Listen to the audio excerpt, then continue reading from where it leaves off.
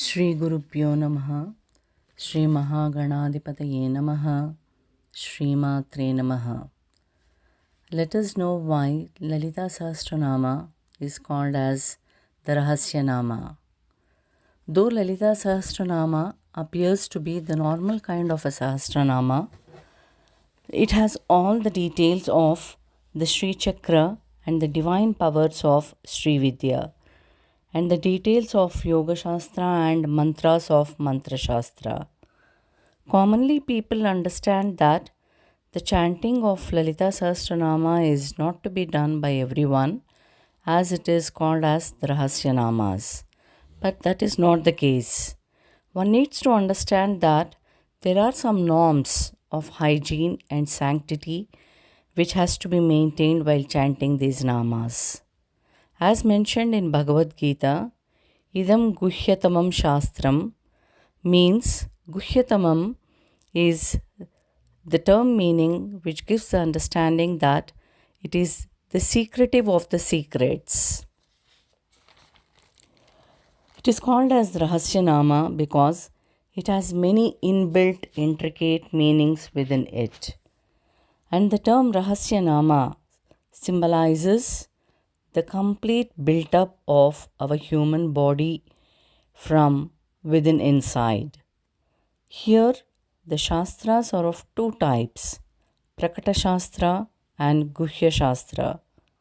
Prakata Shastra deals with the knowledge of science, which is meant to attain knowledge and earn a living, whereas Guhya Shastra is of three types, Guhya, Guhyatara and Guhyatama, which can be understood only by Sukshma Drishti and are hence called as Rahasya Namas.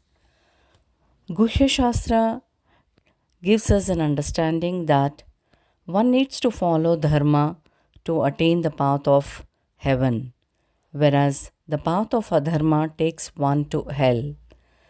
This cannot be proved by any physical evidence, but as Lalita Sahasranama mentions the details of what dharma and adharma are, for the very reason it is also called as the Rahasya Nama. Guhyatara Shastra is known as Mantra Shastra, whereas Brahma Vidya and Tattva Shastras are the Guhyatama Shastras. These three together are called as the Rahasya Shastras. Of these three Shastras, Guhyatama Shastra is known to have mentioned all the details in a very hidden form, for which they are also called as the Rahasya Shastras. Lalita Sahasranama Stotra is considered not only as the Grandha Stotra, which has the Dharma Shastra, Mantra Shastra, Yoga Shastra, and Vedanta Shastra in it. Dharma Shastra is applicable to everyone in terms of leading their life following the Dharma Tattva, whereas to follow a Upasana, one needs to understand the Mantra Shastra, and to know the truth of life, the Tattva Shastra. Goddess Lalita Devi is the combination of these three Shastras. On chanting Lalita Sahasranama and dwelling deep into this, one would learn what the Rahasya Tattva is by doing an intense sadhana, and one can actually get the feel of it by a complete experience of it. Few of the namas, if taken in a cluster, they form the Upanishads.